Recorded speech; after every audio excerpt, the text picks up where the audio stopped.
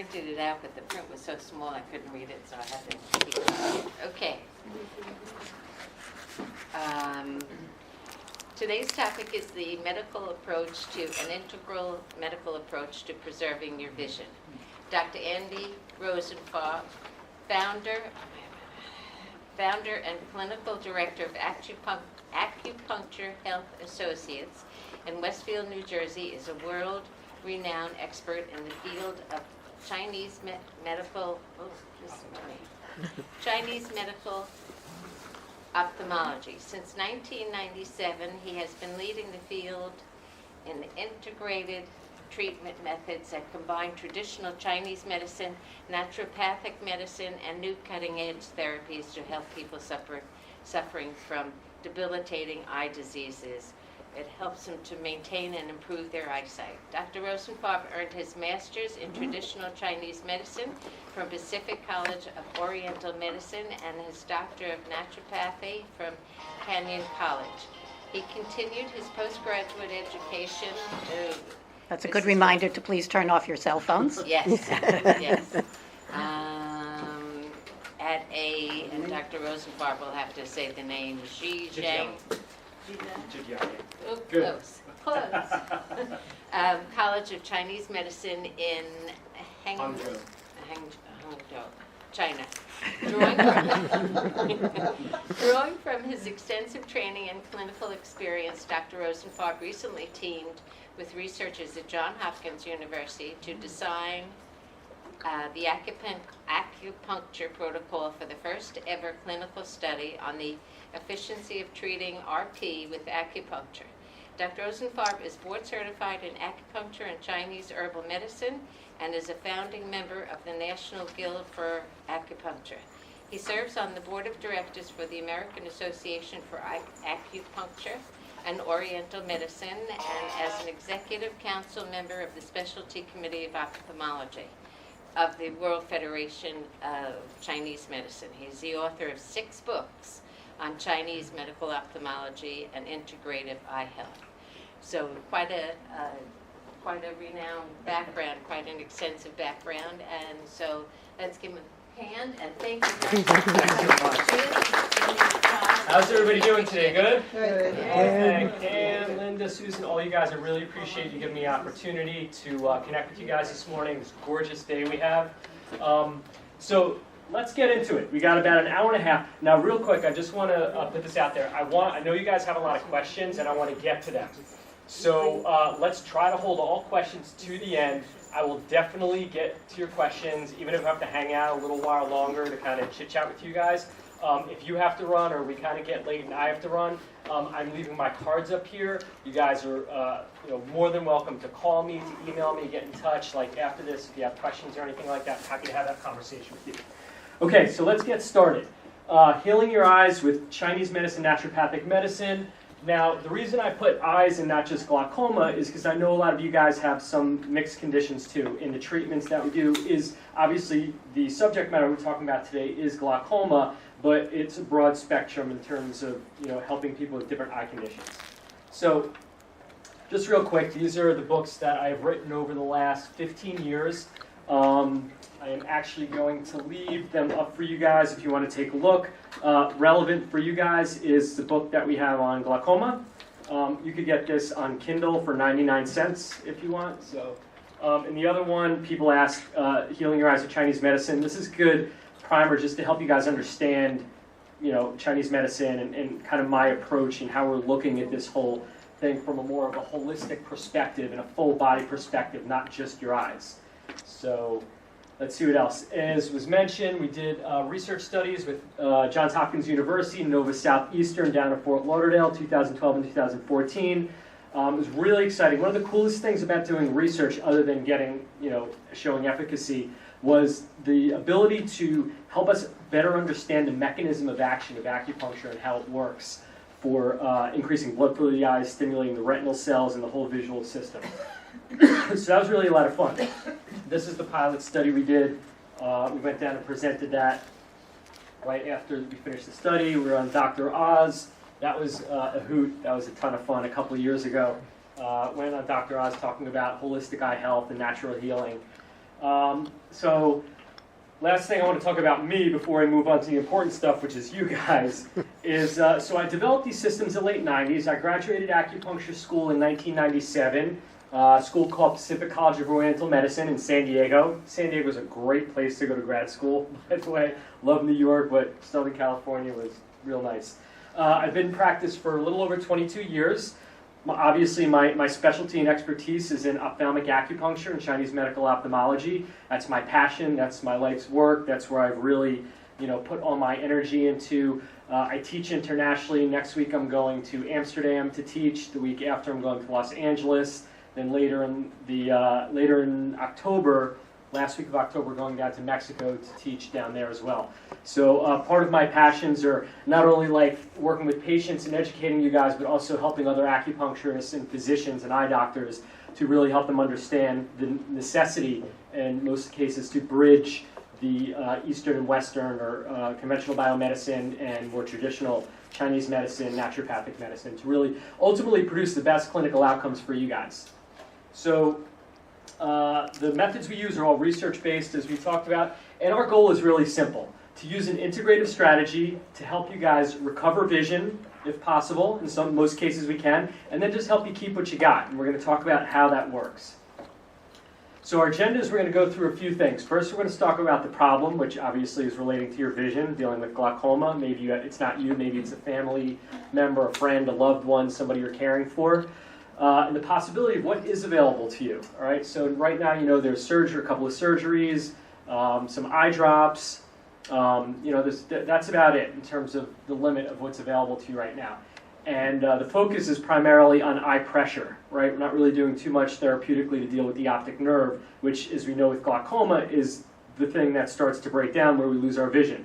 So we know with glaucoma, controlling eye pressure is really, really important, but there's a lot more to it. And we're going to dive into some of those things to help you guys understand what we're looking at on a broader perspective, so that you can, there are things you can do, vitamins, supplements, diet, lifestyle, that'll help you, really help preserve your vision beyond just drugs, doing eye drops and surgeries.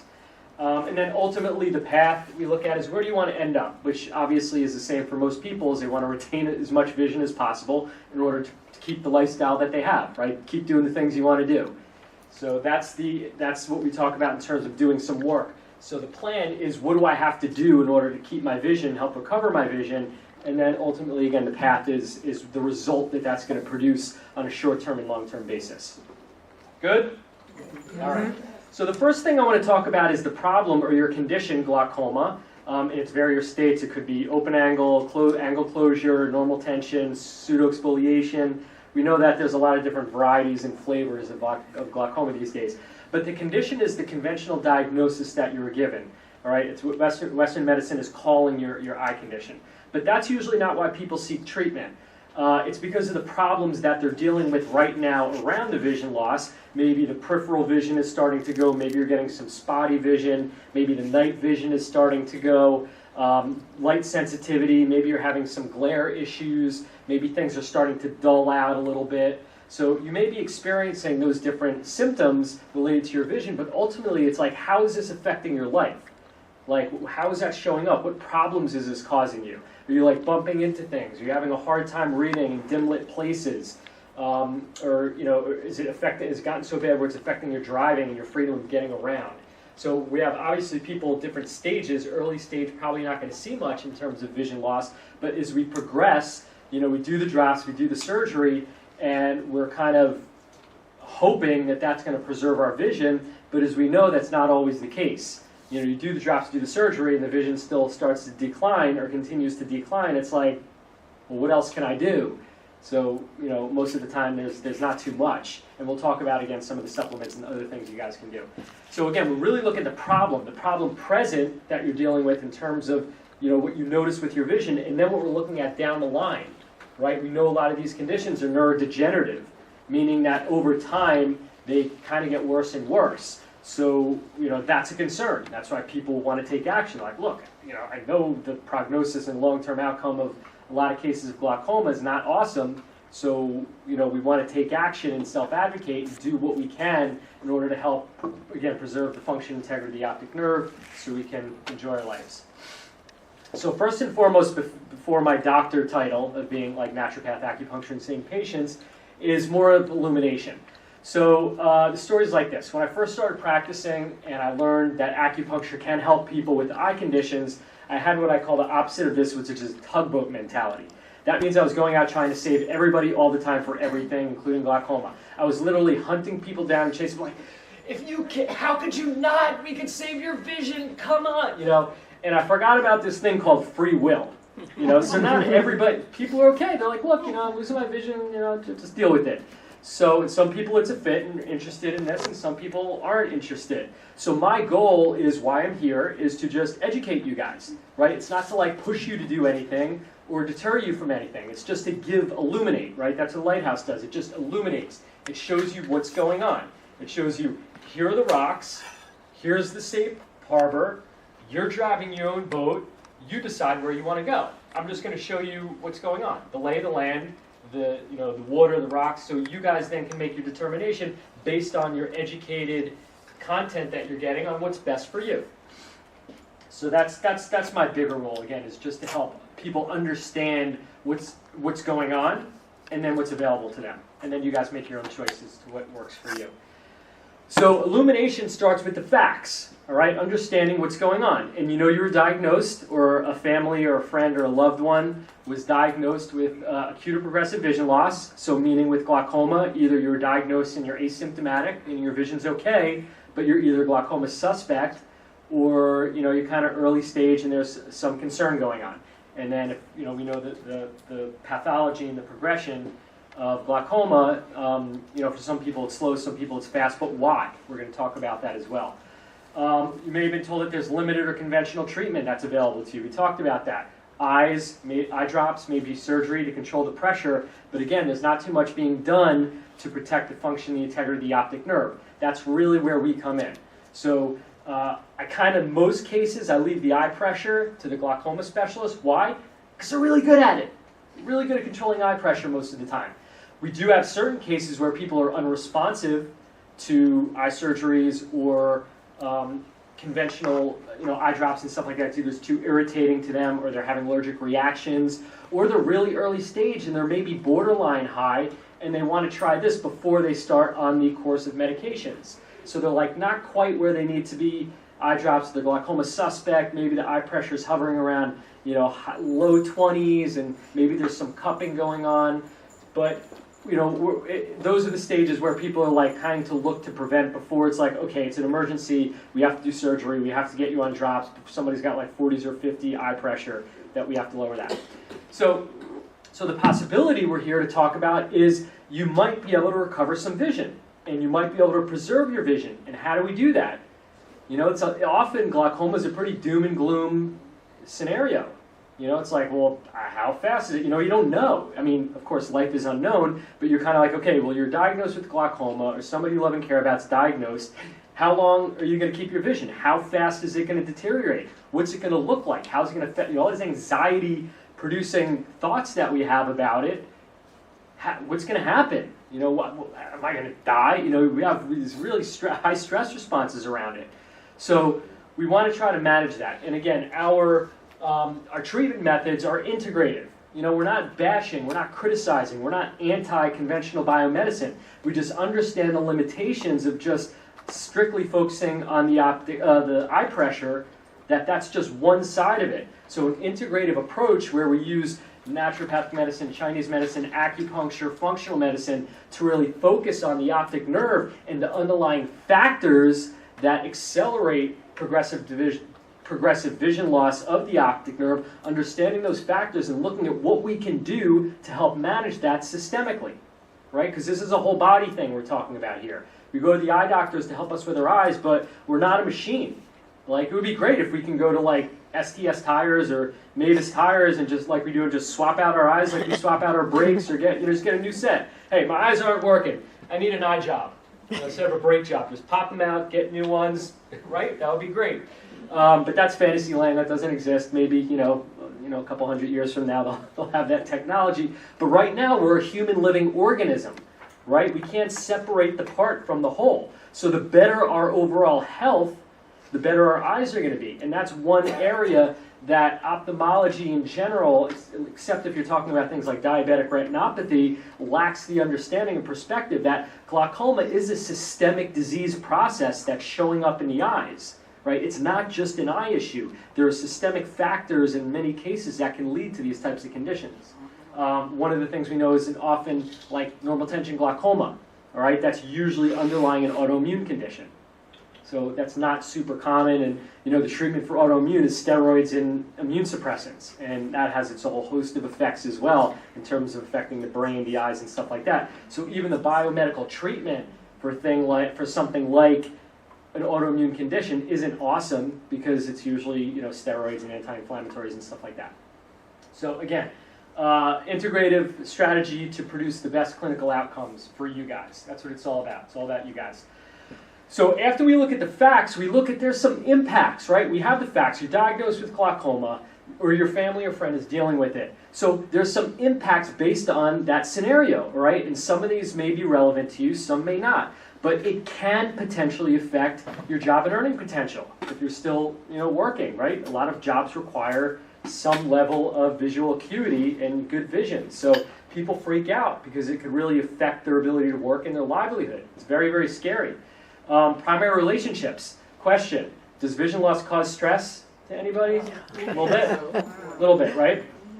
So who do we tend to take the stress out on in our primary relationship, right? So we get stressed out about it. So our partners, and it either is going to go one way or another. It's called a sympathetic response. That's our sympathetic nervous system goes into something called fight or flight, right? That's when we either attack something, we have to fight it, or we run away. So how that shows up is we're either magnifying the situation, like our whole life is all consuming about the diagnosis of glaucoma and the thought of losing vision, and we're freaking out. And our friends, partner, family members are like, I get it, but please, enough. It's not. There's more to life than just your glaucoma. So it's just the magnification and and I get it. People are freaking out about it, but it becomes consuming and consumptive. That's your whole life revolves around the glaucoma diagnosis in your eyes, and that's appropriate to manage, but it's not a really healthy way to live. So it's oh my God, we're always talking about this. The other side of that is avoidance. So your family or friend or somebody's coming up oh, how's your eyes doing? Nope, don't want to talk about it. But nope. It's a taboo conversation. It's too painful and stressful to talk about it. So I don't want to talk about it. Don't even ask me. I'm not having this conversation. So what we want to do is help, kind of process some of that so we can get to a comfortable place so we can at least have conversation. Because what happens that I found with my patients and their spouses, partners, or loved ones, or moms or dads or kids, whoever is involved, is that if you're not communicating, what do? We usually fill the gaps. We fill the spaces with our own imagination, and it's usually not too positive. You're oh, I'm such a pain in the butt, and they're just have to take care of me, and I'm a burden, and all this stuff. And so communication is good, so everybody is on the same page. Freedom and independence, again, as things progress, things like driving or getting around become issues. Daily productivity and speed, right? So when our vision starts to go, if we're dealing with that, or if we lost some vision, we all have our stuff that we do every day, our to-do list. Sometimes we have to slow down a little bit because it's going to take us a little bit longer when the vision declines. So that can be really frustrating, especially for people who are type A, who are go, go, go, do, and they need to produce. They're high producers. It can be really frustrating for people who are, really want to do stuff. It slows us down a little bit.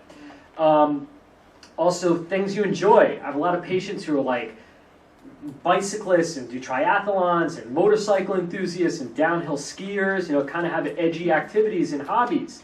And we got to keep you safe. And we got to keep everybody else safe too. So that means reducing the risk. You may have to change up some of your hobbies and activities, again, because we want to keep you out of harm's way. And that's can be a little bit upsetting for some people too. But we want to help people try to not be depressed, and it's not really giving something up. We just have to find new things that can excite them and that they can really get into, enjoy.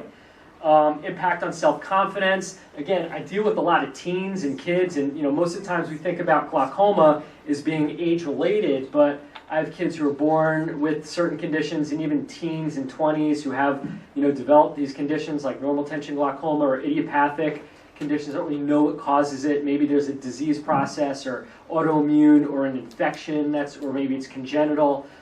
So we're dealing with that. So they already have, teens and 20s, you already have these like self-esteem, you're like awkward and everything. So you add like the vision issues on top of it, and they're just so embarrassed and uncomfortable and self-conscious. So we're trying to help people just kind of be a little bit more comfortable inside their own skin while they're dealing with this stuff. The other thing is, I hear this not as often as I used to, but health and fitness. Like, yeah, really, I can't see too well, so I can't exercise. Like, today there's so many ways to exercise. I'm going to talk about the importance of exercise, but it's really important to move our body. If our vision isn't awesome, yeah, we don't want to go jogging down the streets or running around, but maybe a stationary bike, stretching, yoga class, Tai Chi, something that's safe that we can still move our body. And then ultimately, when you're stressed out and having a hard time dealing with this stuff, it can really impact your connection to a spiritual connection, whatever that is for you. And that's important to a lot of people. And when you're feeling down, you're feeling anxious, and you're feeling stressed out and disconnected, it's hard to maintain that level of spiritual connection. So these types of conditions can weigh in and kind of do that. People are like, why me? And start asking questions like that.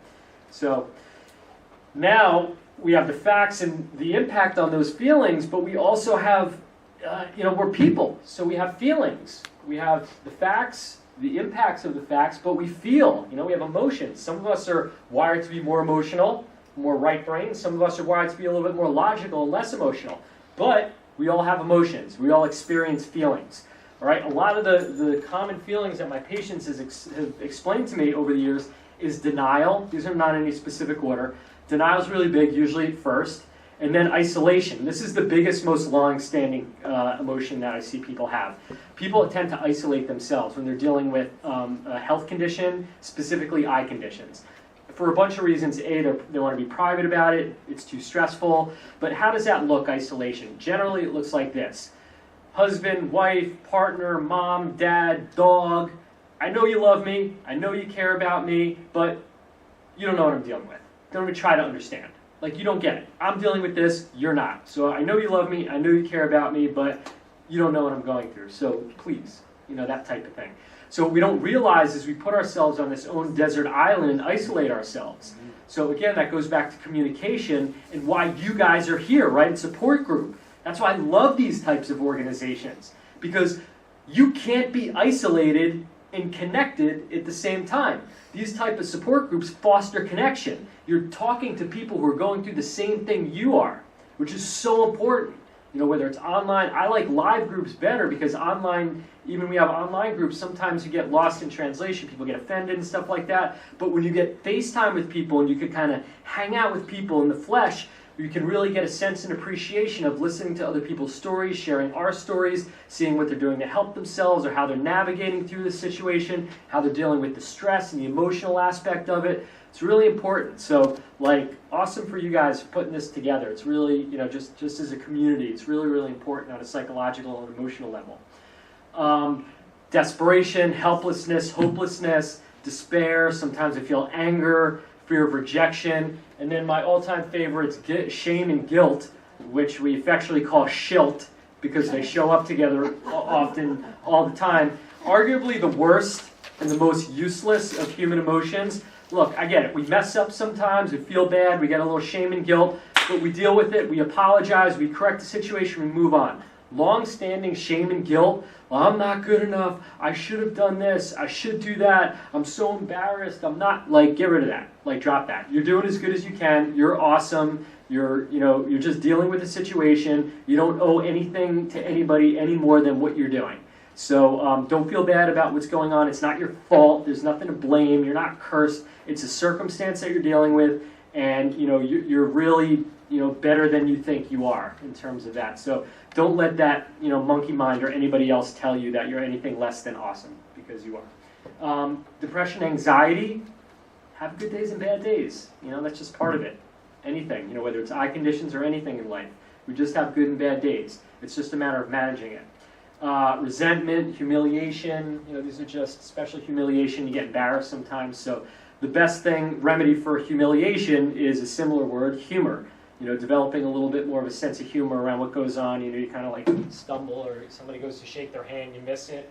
Sorry, you know what I mean? Just lighten up about it. It helps things a little bit. And I know it's hard to deal with this stuff, but again, practicing and cultivating and training our minds to be a little bit more lighter about it and have a little bit of a sense of humor day to day will really help us, be okay, a little bit better emotionally with what's going on. So the other thing I want to talk about is limiting beliefs that can cost people our vision. So we talk here about, these are more negative, right? Negative thoughts that people have. So this is how it works. We start with these negative thoughts about, in this case, our condition. Then we start to have negative feelings about it, right? We have this negative, oh my God, I'm never going to get my vision back. My vision keeps getting worse. This sucks. It's horrible. So, and then we start having these feelings, these negative feelings about it. And we don't realize we keep practicing these negative thoughts and negative feelings, negative thoughts, negative feelings. And when it comes to behavior, right? And once the behavior solidifies, it becomes a belief system.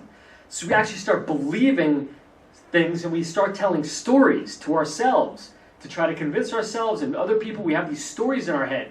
And the thing is, the stories aren't always true. They may be true for us because we created them, but it's maybe a truth, but it's not the truth.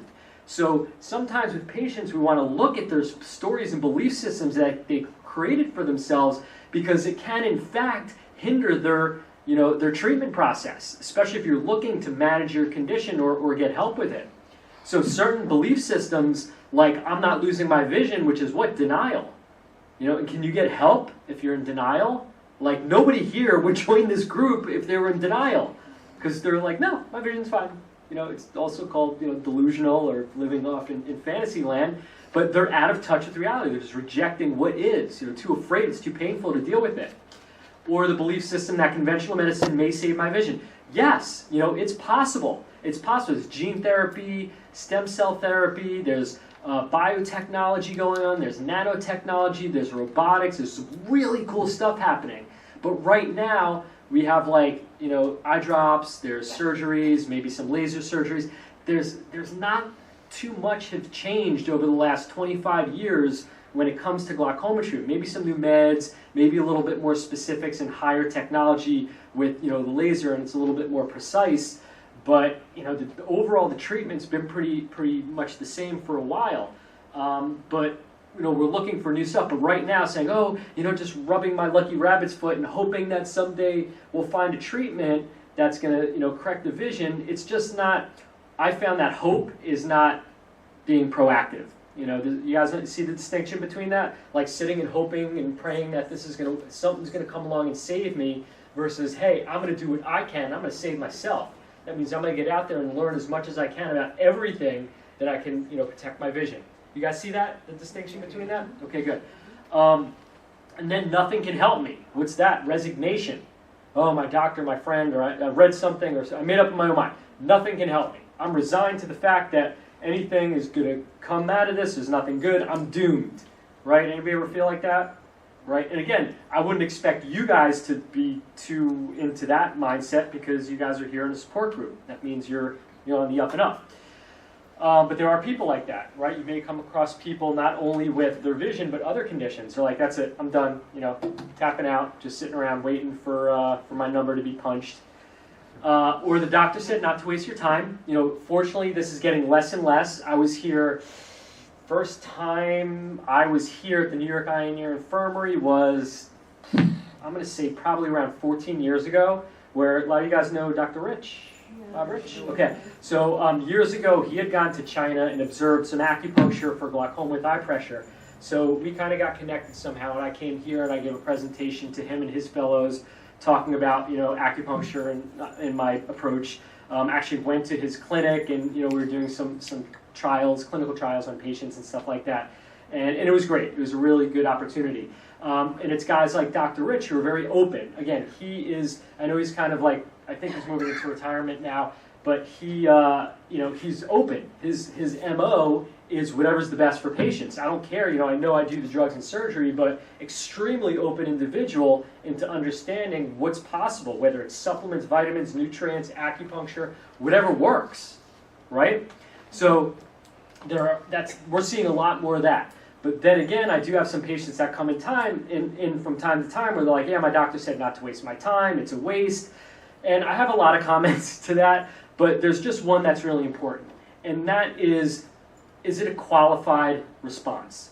So by qualified, I mean, does the person and this goes for anything in life, But when it comes to your medical advice, when you're asking somebody medical advice, do they have experience in what you're asking them? Yeah, you want to ask your glaucoma specialist about drugs, surgeries, glaucoma, biomedicine? Absolutely. But some have experience with acupuncture. They've read the research. They understand how it works. Maybe they've taken a weekend class, or they've read the research. They know what's going on. So at least they have some content to have a conversation about it, right? If you've had no training, you've never gone to acupuncture school, you haven't taken a course, you haven't read any articles, it's just kind of like, you know, a biased, imaginatory, you know, you're just basically going on a feeling in an empty opinion.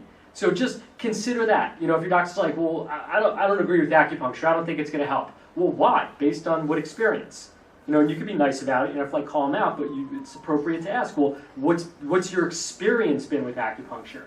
And if the answer is none, then you guys could just, you know, it's like, well, all right, you know, just mentally note that this might not be a qualified response. That doesn't mean they're not qualified as a doctor to help you, but inside the conversation of more holistic therapies, they may not have the experience and education to give you an appropriate response. So just something to consider when you're looking for information. You want information on vitamins and nutrition and supplements, talk to somebody who has studied that and knows about that. I'm afraid to try acupuncture and I hate needles. I get it. Most of us are conditioned from early on, our booster shots, blood tests, vaccinations.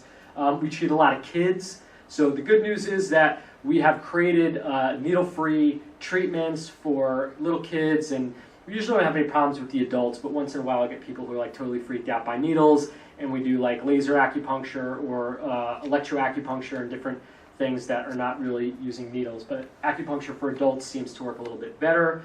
I'm skeptical and I don't believe in this. I don't believe in alternative medicine. I get it. This is brand new for a lot of you guys.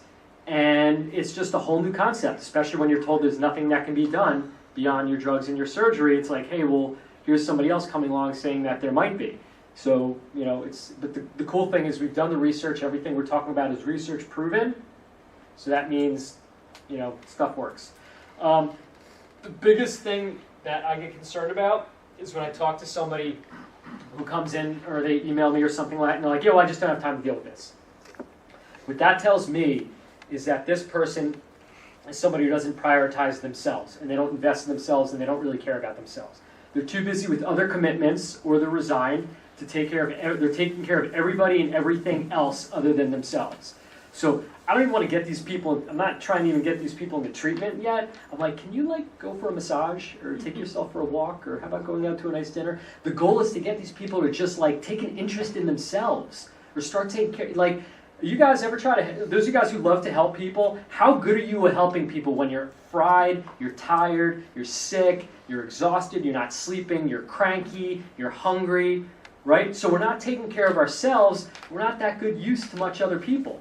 So you want to take care, you want to be better service and help other people out? Great, take better care of yourself, because you're going to have more energy to give to people.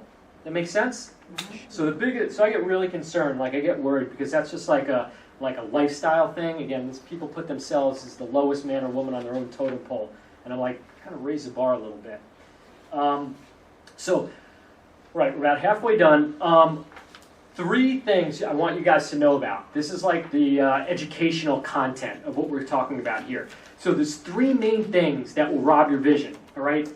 Inside of dealing with the eye pressure and dealing with the glaucoma drops and surgeries, underlying your progressive vision loss or degeneration of the optic nerve, these are the 3 things that drive progressive degenerative vision loss when it comes to the optic nerve function and structure, okay? Circulation, inflammation, and oxidative stress. Now, what are those?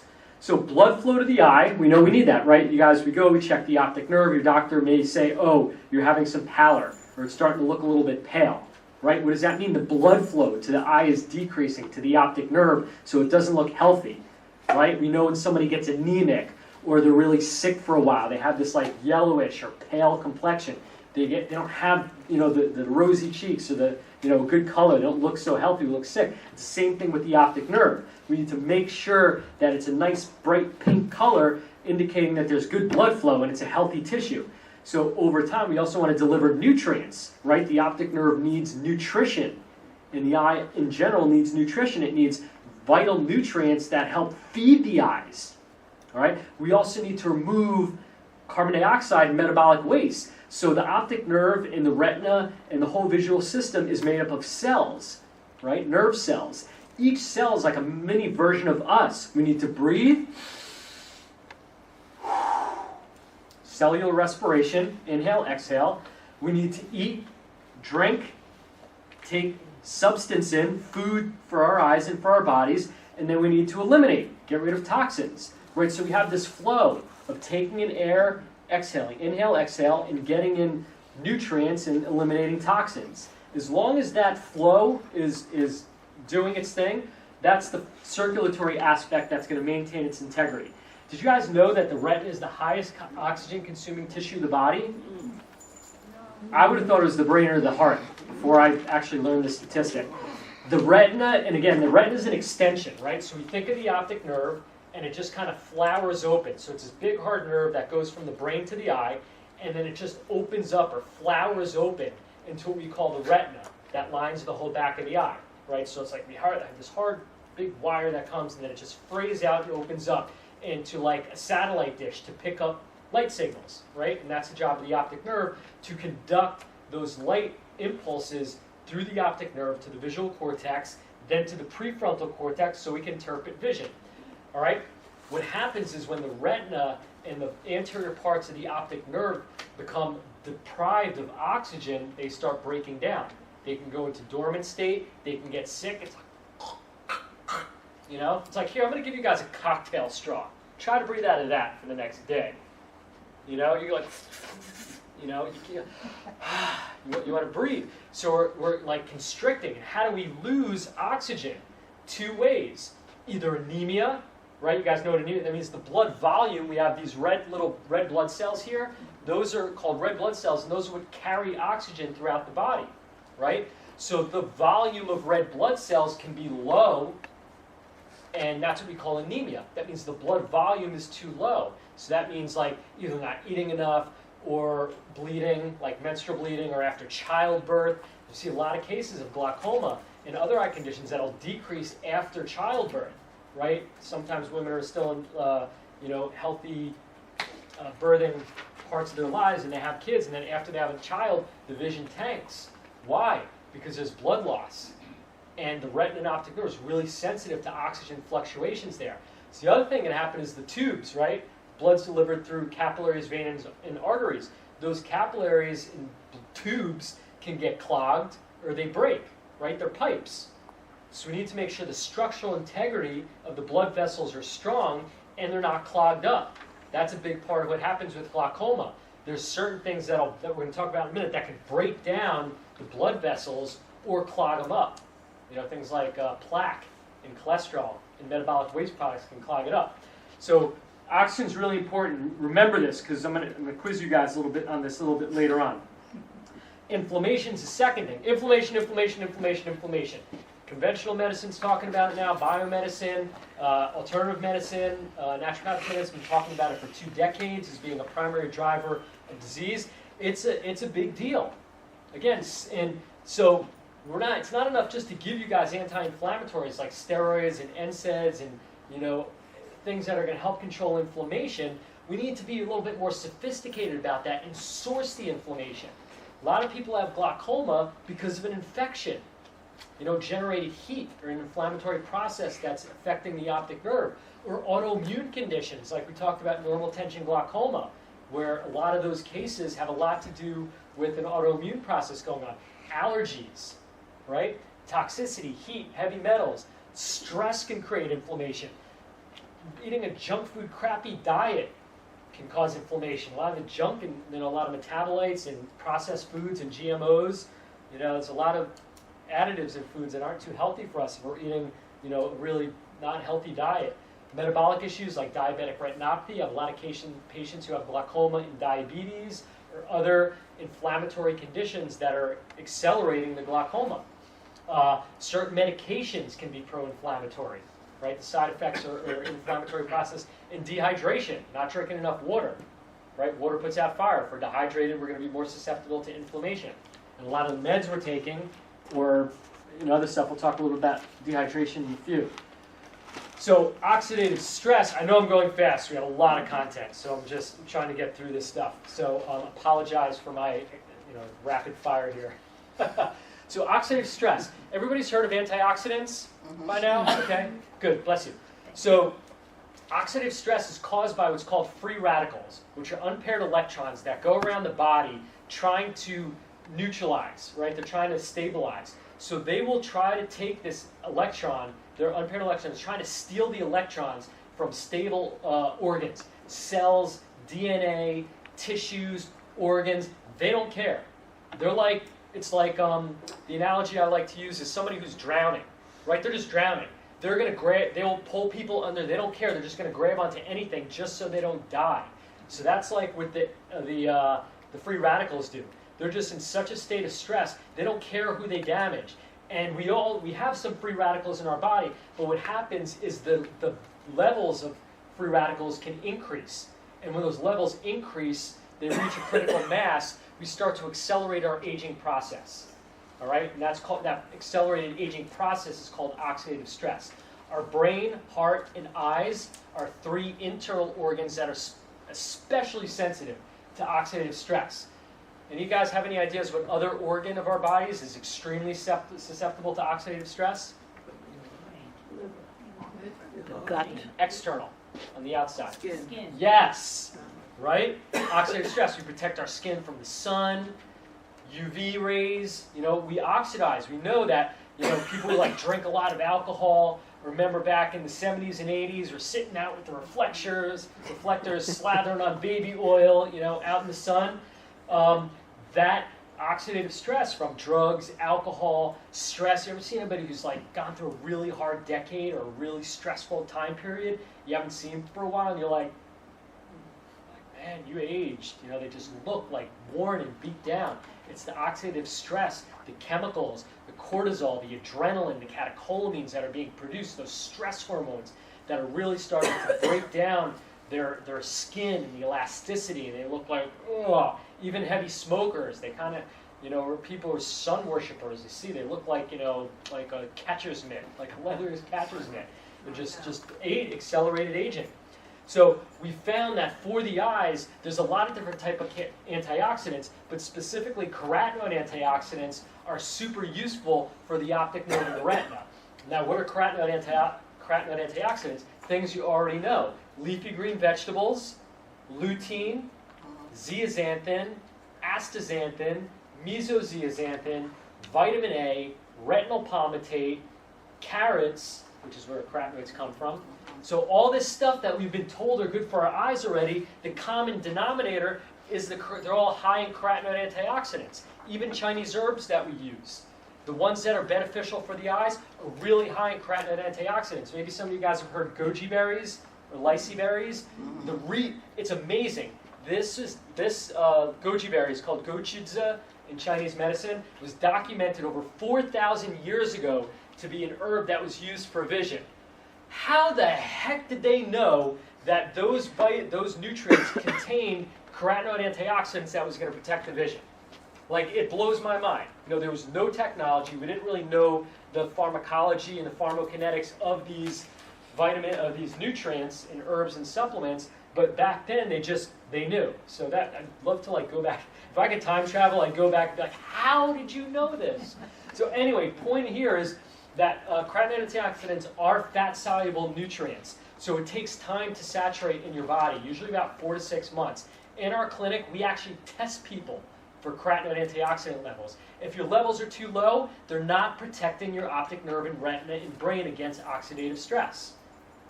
Right? There's a lot. There's glutathione and acetylcarnosine. There's a lot of great antioxidants, but for the eyes and optic nerve, you want to focus on carotenoid antioxidants. The other thing I can't get too much into, I will if we have some time, that's showing to be a huge antioxidant for brain and eye is CBD. Everybody, sir? CBD. Yeah. It's hemp from hemp oil. Yeah. So there's a constituent in hemp oil called CBD, cannabidiol. Yeah. Israel's doing a ton of research on this right now. They're showing for brain and neuroprotective anti-inflammatories.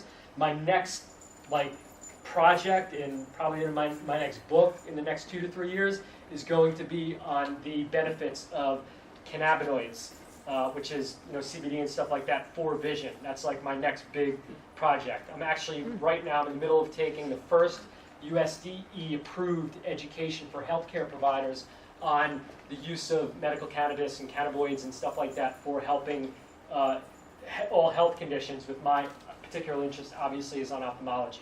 I was down in Atlantic City last weekend. They had the cannabis exposition for medical cannabis showing CBD and the different constituents inside of it. We know CBG and CBN are two really important phytonutrients inside hemp oil that's really beneficial. And we're not talking about like the Cheech and Chong style where like just smoking getting high. These are isolated constituents inside hemp and cannabis that they found to be neuroprotective, anti-inflammatory, and incredibly strong antioxidants. So maybe next time in a couple of years I'll come, we'll do a big pitch on that when I got all that down. Give me a minute to get to questions. So how does acupuncture work? All right, acupuncture we've known. So before we did the research, most of the time I was telling people, well, acupuncture increases blood flow to the eyes. Probably. Acupuncture stimulates the nerve cells of the optic nerve. We think. You know what I mean? But now we've done research, we've actually measured and quantified in a research setting that acupuncture has this effect on the body. So we now know through ocular Doppler, which is usually used for diabetics to measure blood flow, we measure the blood flow of the eyes. We did before acupuncture, after acupuncture. We saw a big increase in vision. We know that it stimulates the dormant retinal cells and optic nerve cells. So the cells go to sleep in the optic nerve, the visual cortex in the brain, in the eye. Use it or lose it from suffocation, from inflammation, from oxidative stress. That can kind of like, kind of KO the cells for a little while. They're not dead, they've just gone to sleep. And this is a new concept that's kind of starting to come into neurobiology and neuroanatomy. This concept of cell dormancy, and this is how people recover their vision. The more my patients who come in, the more dormant cells in the optic nerve and retina, the more vision they're going to recover, because acupuncture wakes up these cells. If there's a lesser amount of dormant cells that we wake up, there's going to be a little bit of vision recovery. We're promoting a parasympathetic response. That's activating the body's healing response. It's recovery. That happens with acupuncture. We talked about the importance of the blood vessels, right, to keep the blood flow to get the nutrients and the toxins out. So we want to support the blood vessels. We also want it's a brain thing. Remember, the eyes are the satellites, but the brain sees, right?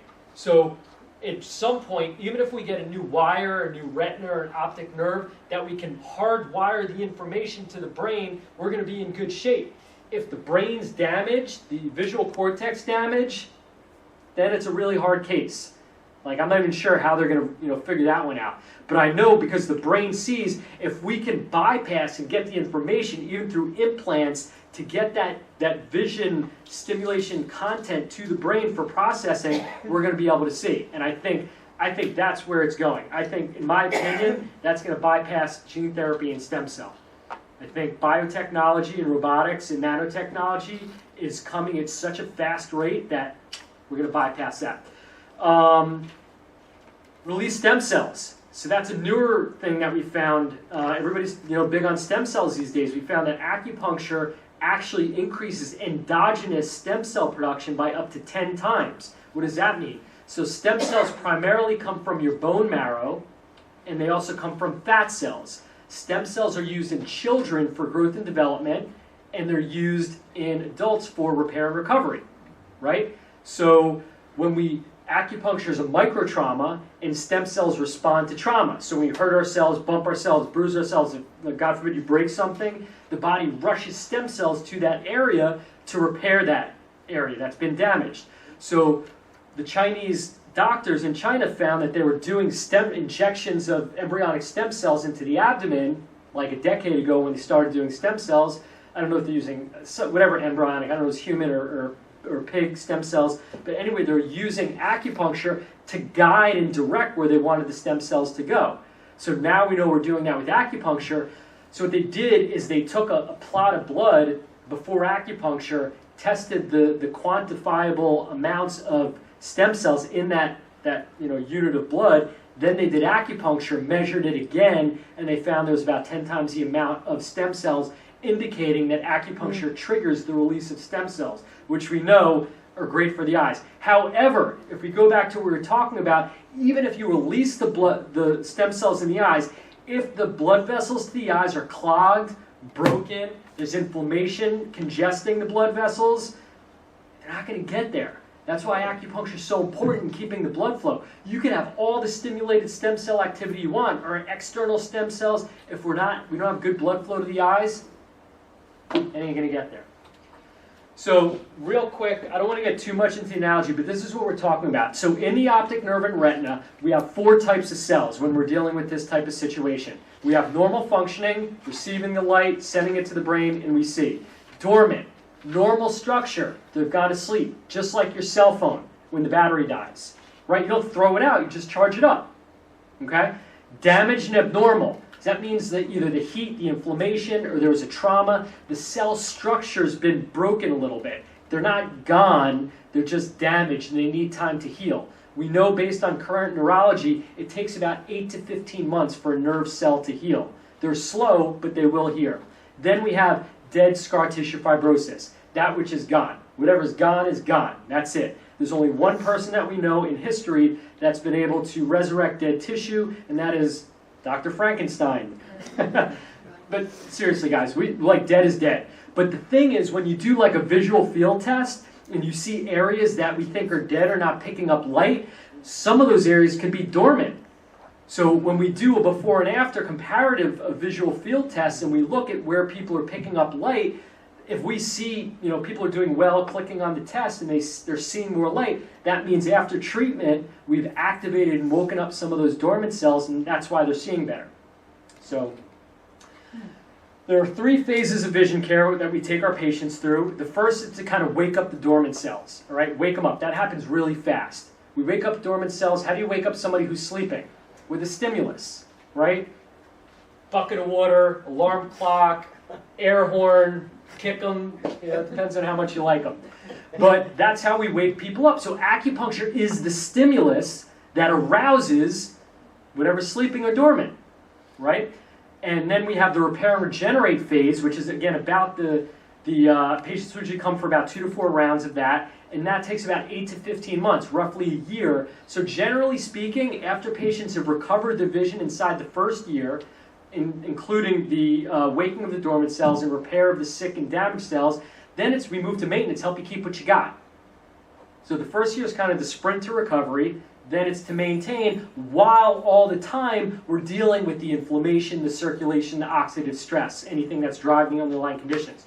So in Chinese medicine, we call that root and branch. The branch is your eye condition, glaucoma, and the symptoms around that, but the root is anything we've identified that's accelerating or a causative factor that's accelerating these eye conditions. So before we start to wrap up, this is one of the last points I want to make is, a lot of times people are like, what can I do?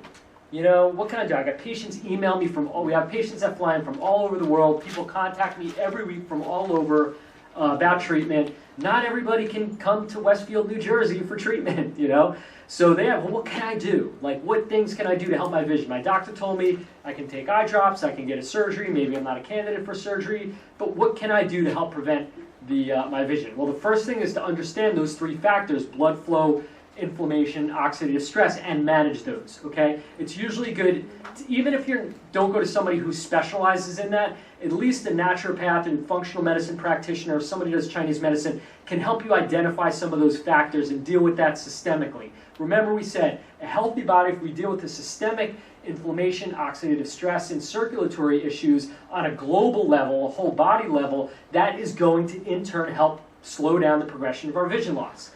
Make sense? Okay. So exercise, really important. Why? What does exercise do? When we exercise, I'll give you guys a hint. What happens to our blood vessels when we exercise? They expand, they dilate. That's right. So we increase what we call peripheral blood flow, right? We have our core, we have our peripheral, hands, feet, and head. So we're pumping the blood out to our periphery, all right? Really important, right? All right, we talked about the importance of oxygenation to the retina and the optic nerve. So we know the gazillion benefits of exercise, but specifically for vision. And I'll tell you this, there are two things that my patients over the last 20 years have said. I still hear it on a weekly basis. And this is the first one. Hey doc, I started exercising. Could it be my vision got better? I don't really do anything else, but I just started exercising. I feel like my vision's better. Yeah, we explain the mechanism. You're getting more blood flow to your eyes. You're also relaxing your body, getting rid of the stress hormones in your body. And as we know, it's just better for your overall health. The second thing is stress management. Stress, unmanaged stress, is, in my opinion, hands down, the number one accelerator of progressive vision loss.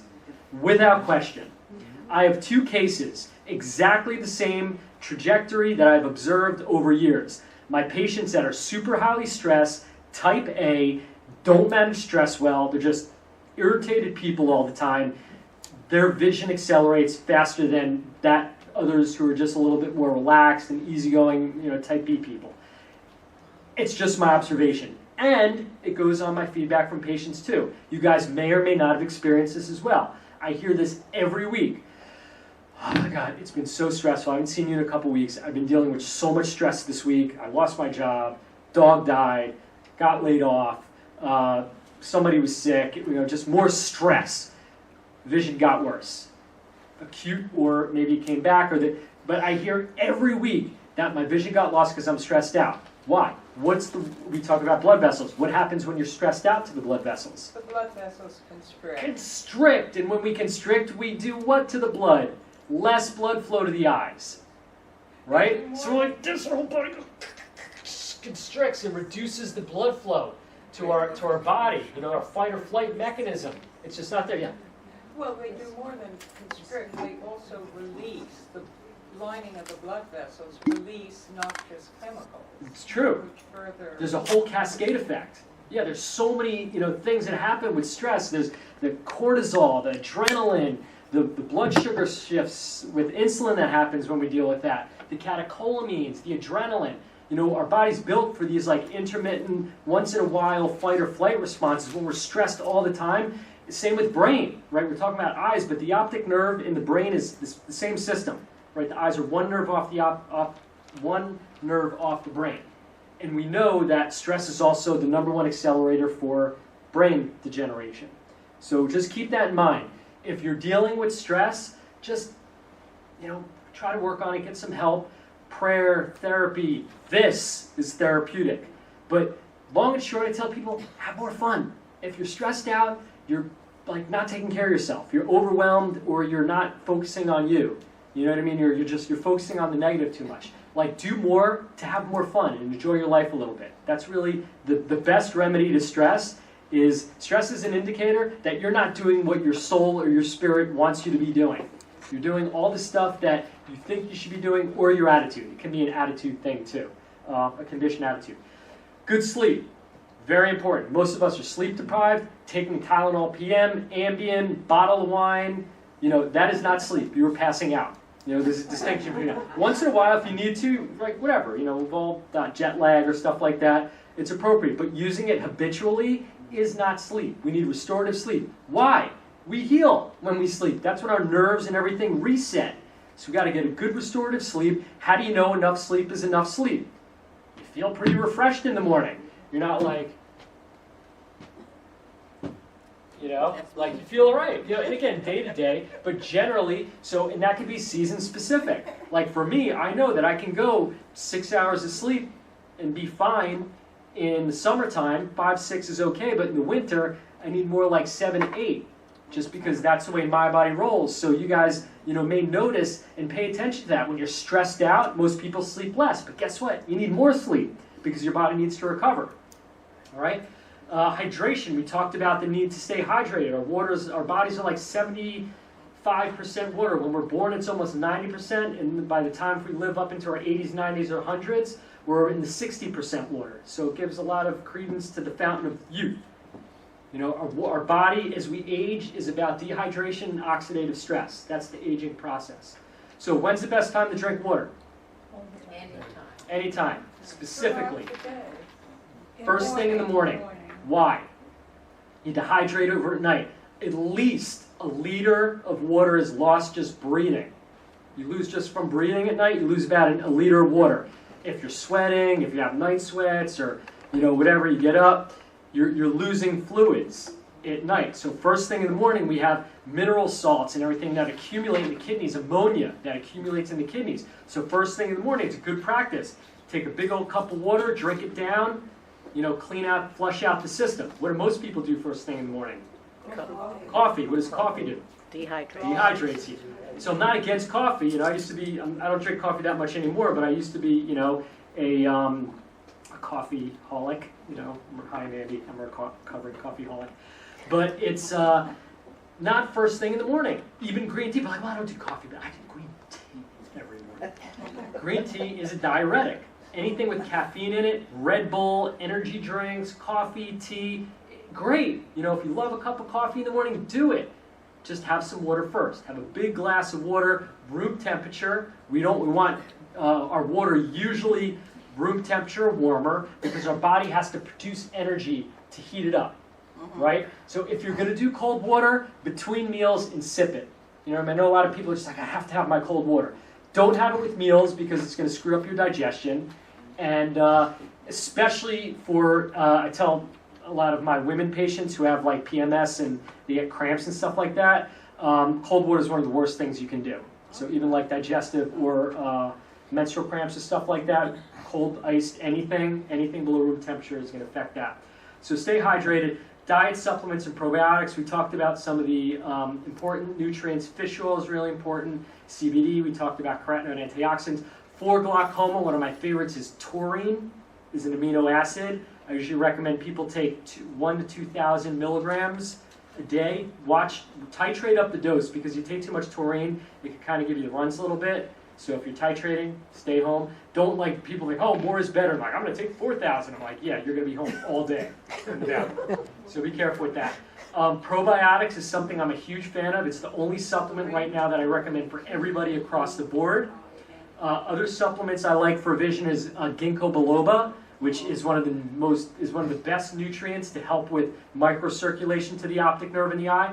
I like alpha lipoic acid is another really important one. So there's a lot of great nutrients. One of my really good friends, who I was actually going to recommend this to, Mark Grossman, who's an eye doctor and acupuncturist too, is very big into nutrition. He's into the psycho-emotional side of dealing with this stuff too. He might be a good person to have. We've had him. Yeah, he's a very good friend of mine. We lecture regularly and everything like that. Absolutely love him. But he has a great website. If you go to naturaleyecare.com, he has like a whole list of his recommended supplements for glaucoma.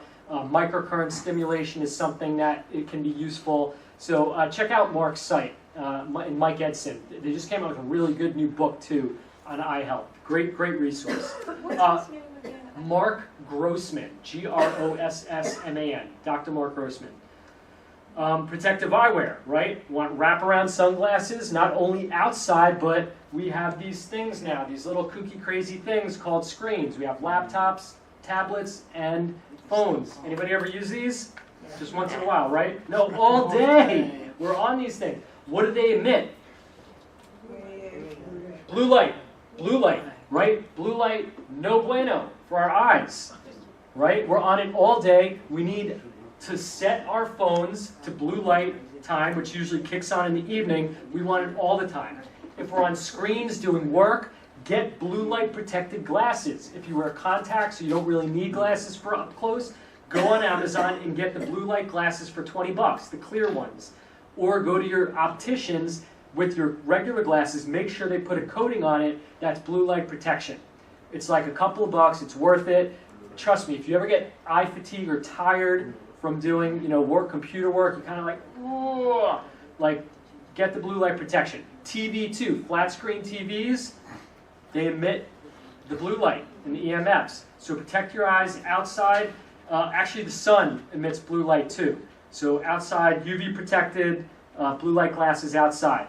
Finally, up down like acupuncture, we already talked about this, why it's effective, how it works. It's a critical part for most people in terms of vision recovery and vision preservation, with glaucoma specifically dealing with the optic nerve. Again, conventional biomedicine, glaucoma specialist focusing on eye pressure. That's it. We're not talking about health integrity of the optic nerve. We're not talking about inflammation, oxidative stress, blood flow, all these underlying factors that are critical for supporting a healthy optic nerve, right? So we deal with that. You put them together, really good long-term outcome for preserving vision. So one of my biggest things, which you guys already probably picked up on, is you got to take care of yourself. I'm a huge advocate of self-care, radical self-care. You know, we're so busy taking care of everybody else. Take care of yourself. The better you take care of yourself, the happier your eyes are going to be. And self-care isn't a reward, it's a prerequisite for fulfilled and productive living. Right? We can all do well to take a little bit better care of ourselves. And that doesn't mean you have to revamp your entire lifestyle. Just think of one little thing, like maybe I could drink a little more water. Everything we talked about today. Maybe I could start a little exercise, just move my body every day. I don't care. So with exercise, stretching, cardio, and resistance. Those are the 3 types of exercise. There's also meditation side of it. Meditate, relax, which is a great thing for stress management. That doesn't mean you have to be up in the Himalayas like, oh. It could be meditation, but you don't need to do that. Flower arranging, painting, playing with pets. Anything that you lose time is an effective strategy for getting relaxation techniques in the brain. Tai Chi, yoga. What do you like to do? Just do more of it. What do you not like to do? Do less of it.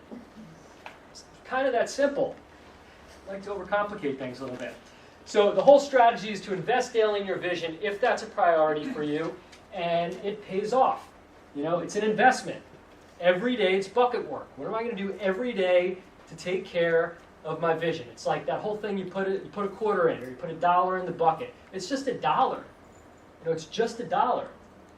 A month goes by, a year goes by, 3 years, 5 years, 10 years, 25 years. You've got good return on your investment. Good? Yes. All right. So now, for as long as we can, you guys kind of tell me when we have time for one more or something like that. I'm happy to answer questions, and we'll go for as long as we can. And yeah, yes. Could you just go back to the slides, phases of vision change? Yes. Okay. Yeah, sure. Yes. How much of that is covered with your insurance? So with insurance, it really depends on the policy. Some acupuncture right now does not cover for vision issues, but here's the way around it. So I have patients who come in, they usually cover for pain.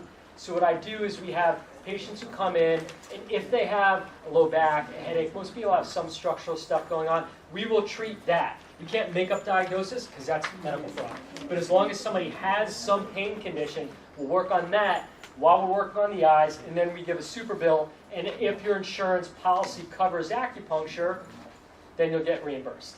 So right now, I'd say about half of the insurance policies. Horizon, Cigna, those are among the best. I know more New Jersey policies because that's where I practice. I'm not too familiar, but I do know that Horizon and Cigna are among the better ones. And if you don't have acupuncture, ask if they put a rider on, or kind of try to change up your policy if that's something you want to be utilizing. Because with the, you may need some care. This is neurodegenerative stuff. It's not like a frozen shoulder where it's 1 or 2 treatments. So, yeah. How about Medicare? Medicare right now is not covering it. Most of my patients' secondary is covering it, but we're working on it. I'm actually involved with our profession trying to, we're lobbying to get Medicare to cover acupuncture. Yeah. I was going to ask the question about Medicare. I know it doesn't pay for it, and I was Not going to yet. ask you whether... They deny, secondary picks up half the time, and then we have, like I said, we're advocating, we have lobbyists down in Washington really pushing for coverage. Do you have LOPs in Manhattan as well? No, not yet. Not yet. I'm thinking about it. My parents live in the city, so they keep I got three young boys right now, so it's like I'm kind of even balancing my practice with family stuff, but they're getting older, so I think once they're out, we might be open to opening a second branch in Manhattan. But we're about 25 minutes out in Westfield. Yes? You have a car? Yes. Oh, so when if you guys are, feel free if you got to run, come up, grab a card. Yes? It's LED lights. So here's the thing with LED lights. I think it's just as stressful. It's one of the more stressful things on vision. There's therapeutic LED lights that some people have shown to be beneficial, but on the bigger spectrum to that is people using LED lights to light their homes. In my opinion, it's too bright. I like the bright there. Yeah, it helps with the... Less glare than fluorescent. Yeah, so it's definitely better than fluorescent. So if you want to increase your brightness, just do it. Just make sure it's like away. Like you don't want to have your LED light like right on top of you, like a lamp right here. Just keep it some distance. But yeah, they can be useful. Yes. Does AARP pick up a certain percentage? I don't know. I don't know if ARP is. I haven't really dealt with them, so I like to know. I'll ask about that, but I have no idea. Yes. How much is out-of-pocket cost if you don't go to the insurance company? It depends. Again, if you don't do insurance, our treatments in our clinic are $200 a treatment for acupuncture. Everybody's different. Again, it kind of depends on where you're at. I do have some acupuncturists I've trained around the world, but different places are going to vary in terms of cost. The average right now is about $150 to $200 for an acupuncture treatment. In the city, it's a lot more, obviously, because the rent is a lot higher. Yeah, go ahead. What else? Second question is, Yeah. can I get that 99-cent book? I'll pay for it. Since nobody else Online. asked for it. Go online. One that you have now? This one I have to take. But if you go online, you can get the book. It's 99 cents. Again, yeah. How often would you have to have that treatment? It depends. So usually what I take people through is a first series of 10 to 20 treatments. Everybody's different. My goal is to figure out, because a lot of people with glaucoma and eye disease, it's neurodegenerative, so they need some form of maintenance. My goal is to spread it out as much as possible. I have some patients who come like once a month for treatment. I have some patients who come from, literally, we have patients that fly in from all around the world for these treatments. So they'll come in like once or twice a year, stay for a week. And you said 150 to 200? That's it. That's average. Again, if you're in the city, it's going to be more. If you're in Jersey, it's going to be a little less. A lot of the time, overhead dictates people's costs like any other business. How long is the treatment? How long? The acupuncture experience itself is about a half hour. Half hour, 40 minutes. Depends on what's going on. Kids usually 15 minutes. Adults can be up to a half hour, 45 minutes. Yeah. Me? Yeah. So I have developed my own protocol, Yeah. which I've written up and given to people here, Awesome. that you can do for yourself. So Awesome. many of the things that I do at home are things that you've already suggested. Awesome. I've written them. I'll give you a copy at the end. Oh, great. But what I'm interested in right now, I haven't tried it, but I'm looking into using near infrared light. I'm wondering if you have any experience I haven't had experience that? with that. I know about it. I haven't had experience with vision yet.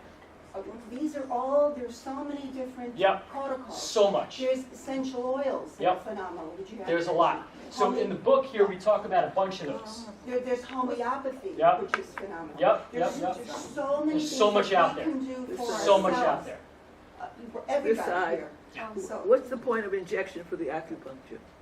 What's the point Of of... injection for the acupuncture of the eye, when you're doing acupuncture? So none of the needles go in the eyes Okay. or anywhere around. Most of them are hands and feet and around here. So again, what it's doing is increasing the blood flow, waking up the cells, stimulating stem cells, all that stuff that we talked about. But none of the needles, thank you, none of the needles go in the eyes. It's the most common question we get asked. They do not go in the eyes. Yeah. Any possible side effects? Thank you. No side effects. Worst case with acupuncture, it just doesn't work.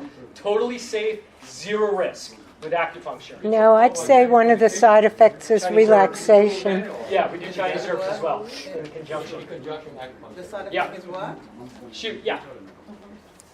Yeah. When you were talking about the carotenoids and all that, you said you test for... Yes. How do you test? So, great question. We test, so the question is, how do we test for carotenoid antioxidants? So, as a whole, I do a whole thing on this, but basically, there's research that shows that the two parts of the body that need carotenoid antioxidants, which protects against UV radiation, are the skin and the eyes, the retina. So we actually test through the skin, which is a cheap, fast, easy test to evaluate carotenoid antioxidants. Before that, we were doing a $500 blood test. Now we do a $6 hand test that takes about 10 seconds. What What do you mean you test? We evaluate so it's the amount of carotenoids that have saturated into the skin are going to be comparable to somebody's eyes. So we're reading the carotenoids in your skin. Anybody know if you take too much carotenoids, drink too much carrot juice, what happens to your skin? It turns orange. So if it's too much and too little, you can read that in the skin. How do you read it? We have a machine. It's a machine technology that actually reads it.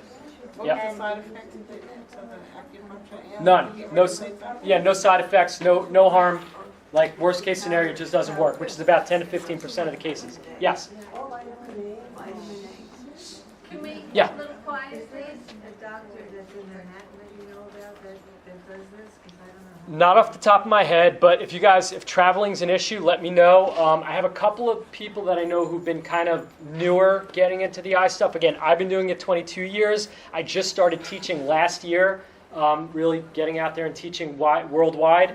But yeah, if you guys are looking for anybody, email me. I can try to help. Yes. You mentioned that CBD, Yeah.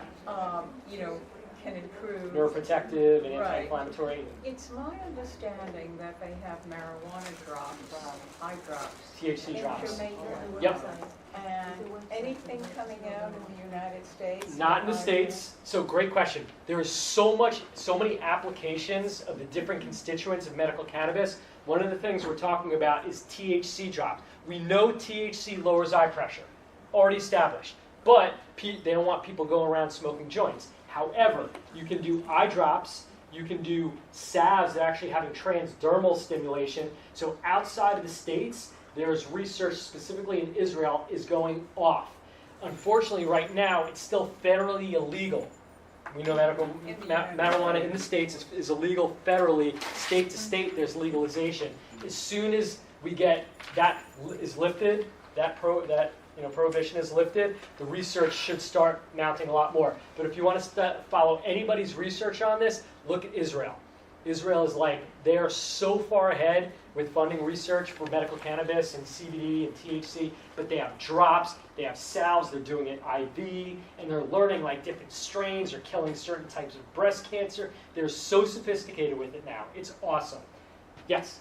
The doctor can prescribe medical marijuana? There are certain doctors in the city, and again, I do recommend, that's going to be my whole next thing. I already am doing it now for a lot of my patients who have, since you asked, what I'm recommending for most people who are interested in getting medical cannabis, I don't like smoking, it's not good for the lungs, it's not good for the body, but I have people taking oral drops, usually a 1-to-1 ratio of CBD to THC, and everybody's different, so you have to figure out. You start with 1 or 2 drops, you're not going to be high as a kite, you have to figure out what your dosage is. If you do too much, you're going to have either a good time or have a really good meal or go to sleep.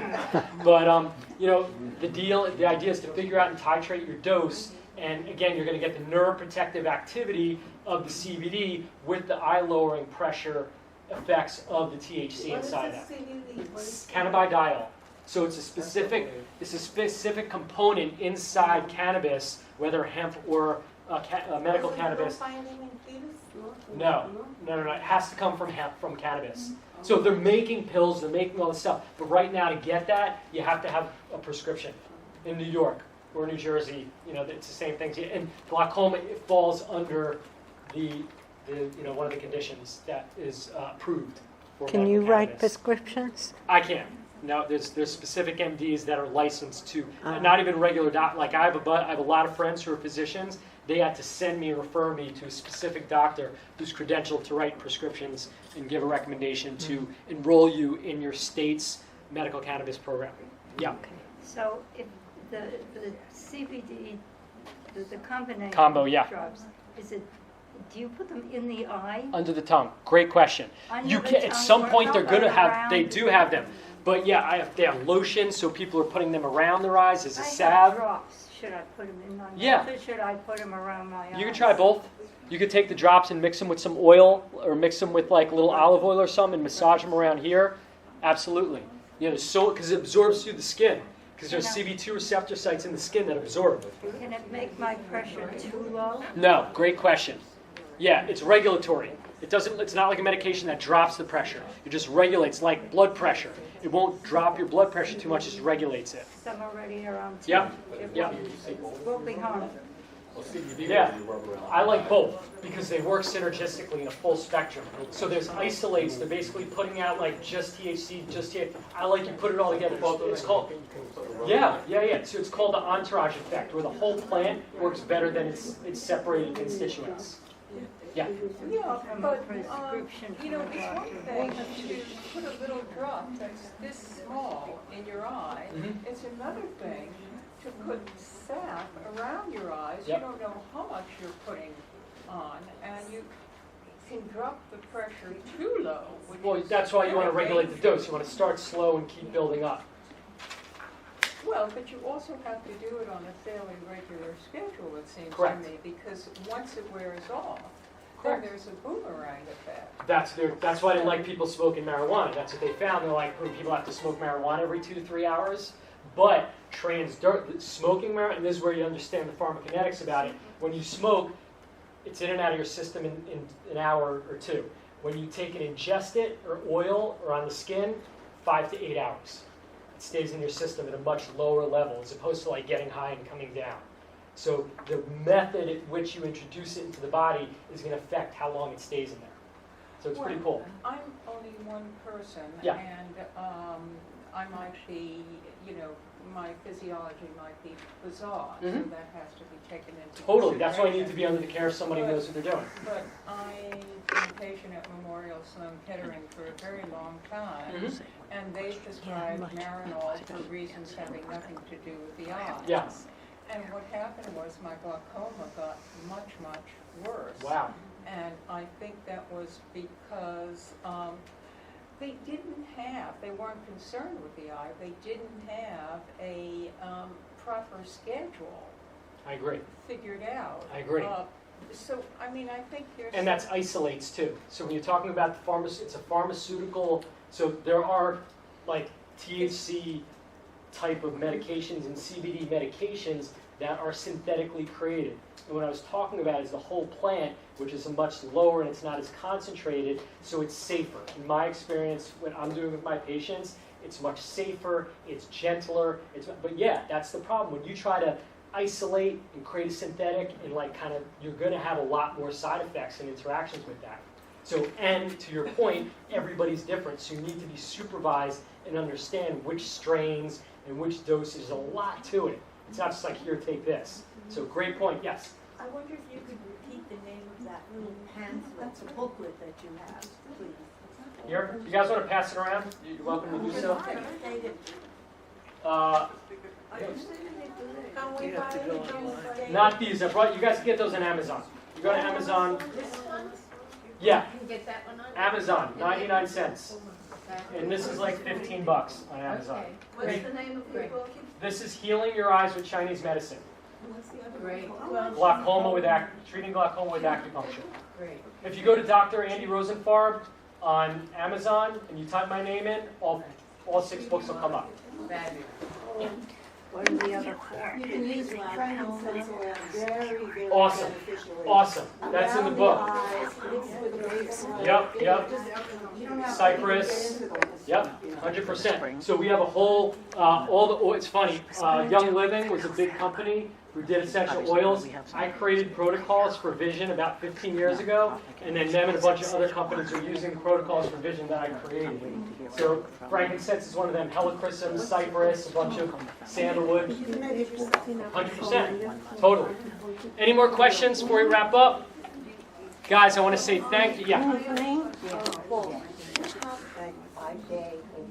Yes. Yeah. So one Okay, second, we'll talk one about last that. Yeah. question.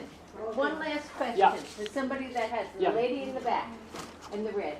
The Chinese medicine, Yes. do you use the actual herbs or Yes. do you use the pills? We use, so it depends on the patient. I always preferred is the herbs, the raw herbs, but I found that powders and tinctures, people are a little more compliant with that.